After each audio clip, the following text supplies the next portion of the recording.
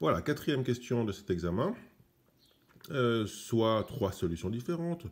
Au pur évian, eau d'évian est solution d'un molaire de NH3. On procède à plusieurs essais de dissolution de chlorure d'argent AgCl dans ces trois solutions.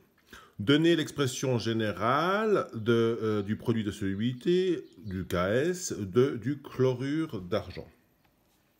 Alors, l'équation est la suivante. Le KS sera donc Ag+, la concentration d'Ag+, fois la concentration de Cl-. Alors, elle est indiquée ici, égale à 25 degrés à 10 à la puissance moins 9,752, ou égale à 1,77 fois 10 puissance moins 10, PKS 9,752. Je l'ai trouvé simplement en étape. On place 2 mg de AgCl dans 1,5 litre d'eau pure. La solution est-elle totale? La dissolution, je m'excuse, est-elle totale? Alors, nous prenons ici la donnée. AgCl donne Ag+, et Cl-. Initial, vous avez donc 2 mg. La masse molaire de l'AgCl est de 143,321 g par mol. Donc, le nombre de moles que vous essayez de dissoudre est de 1,3955 fois 10 puissance moins 5 moles. Donc, nous partons du principe, dans un premier temps, pour calculer Q, que la dissolution est totale. Donc, nous aurons, si la dissolution est totale, ce même nombre de moles d'Ag+ en solution et ce même nombre d'Ag+, de Cl- en solution. Nous calculons Q dans ces conditions-là. Donc, la concentration d'Ag+ fois la concentration de Cl-. Donc, c'est cette concentration de moles divisée par le volume total, 1,5 litres au carré. Ça fait 8,655 fois 10 puissance moins 11. Et nous observons que le Q est plus petit que le KS. Q est plus petit que le KS, donc, a priori, pas de précipité. La dissolution sera totale dans ces conditions. Continuons. On place cette fois-ci 2 mg de AgCl dans 1,5 litre d'évian. On constate que le sel ne se dissout pas complètement. Donc, nous avons ici l'information qu'il nous faut. Nous, naturellement, ce qui nous intéresse, c'est une présence de chlorure. Parce que le AgCl, la concentration de chlorure ici, est importante pour la solubilité du AgCl. Donc, la concentration du chlorure est de 6,8 mg par litre. Alors, exploitons toutes ces données-là. Avant ajout, nous n'avons pas d'AgCl, nous n'avons pas d'Ag+, mais nous avons 6,8 mg par litre fois 1,5 litre fois 1 mol, donc la masse molaire du Cl, et nous obtenons quoi? Nous obtenons la quantité en mol de Cl présent en solution avant l'ajout de notre AgCl. Nous ajoutons du AgCl, l'information est la même, on place 2 mg, nous avions calculé ici le nombre de moles de Ag+ et de Cl- qui viennent si tout le AgCl ajouté se dissout. Donc, après ajout, théoriquement, on aurait cette quantité de moles-là, d'accord? C'est la même quantité de moles, cette quantité de moles-là d'Ag+, et puis ceci, plus la quantité de Cl-. Donc on obtient cette nouvelle quantité en moles de Cl- en solution. Nous vérifions notre Q. Et le Q, dans ce cas-là, si on fait la concentration d'Ag+ fois Cl-, donc ceci, attention, divisé par le volume, c'est une quantité de moles, donc il nous faut une concentration. Ceci fois ceci divisé par le volume total. Et nous obtenons cette fois-ci 1,871 fois 10 puissance moins 9. Q est cette fois-ci plus grand que KS. Donc effectivement, nous confirmons qu'il y a certainement un précipité. Alors, montrer par le calcul que tout le sel n'est pas dissous. Nous venons de le faire. Combien de HCl en mol reste-t-il au fond du récipient? Alors, comment faisons-nous cette chose-là? Alors, nous pouvons partir du principe que lorsque vous avez, avant ajout, pas d'Ag+, et du Cl-, lorsque vous venez ajouter du HCl, alors une certaine quantité S va pouvoir se dissoudre de Ag+, pas une quantité, c'est une concentration. Et puis, ici, vous allez avoir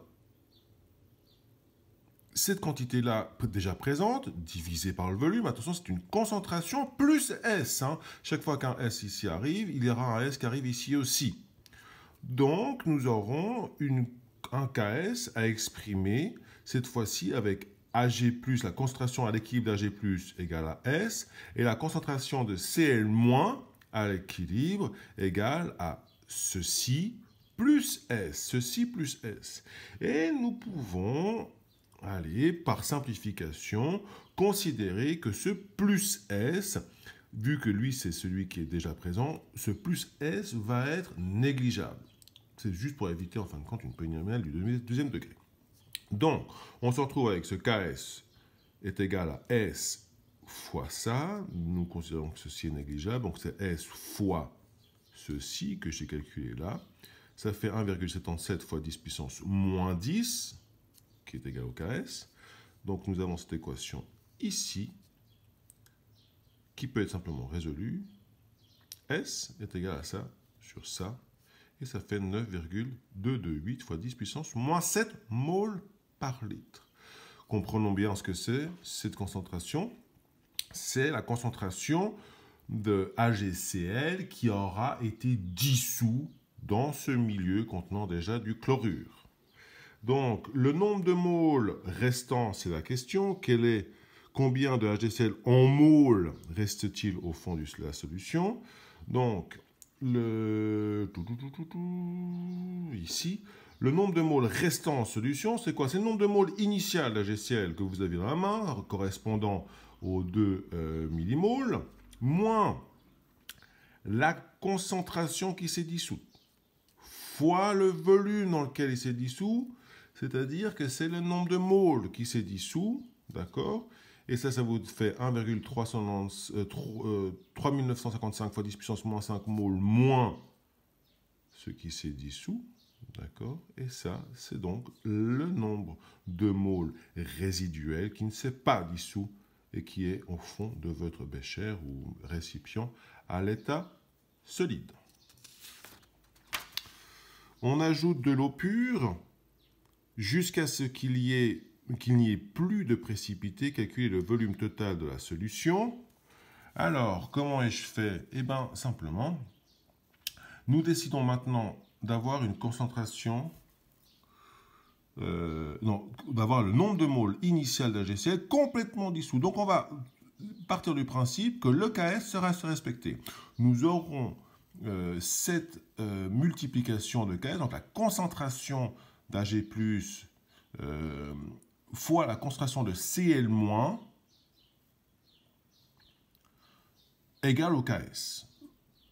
Le nombre de moles d'Ag+ divisé par le volume qu'on avait déjà utilisé, 1,5 litres, plus le volume inconnu, ça c'est le nombre de moles. C'est la concentration d'Ag+.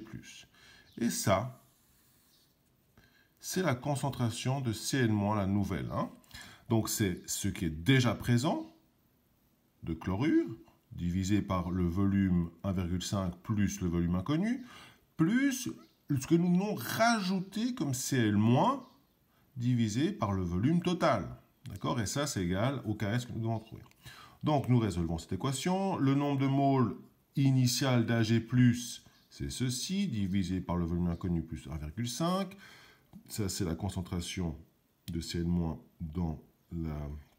dans l'évian, divisé par le nombre de moles divisé par le volume total. Et ça, c'est le nombre de moles de Cl- que nous venons rajouter, divisé par le volume total. Nous résolvons cette petite chose-là. Et nous trouvons quoi? Nous trouvons que VH2O plus 1,5 au carré est égal, enfin 4,20959 fois 10 puissance moins 9 divisé par ça au carré est égal au KS. Nous résolvons. Nous pouvons mettre en évidence le VH2O et nous trouvons que VH2O est égal à 3,377 litres. Ça veut dire que lorsque nous aurons 1,5 litres d'eau déviant et notre quantité d'AgCl avec le précipité au fond, calculé précédemment, alors nous devons rajouter 3,377 litres pour que tout soit dissous.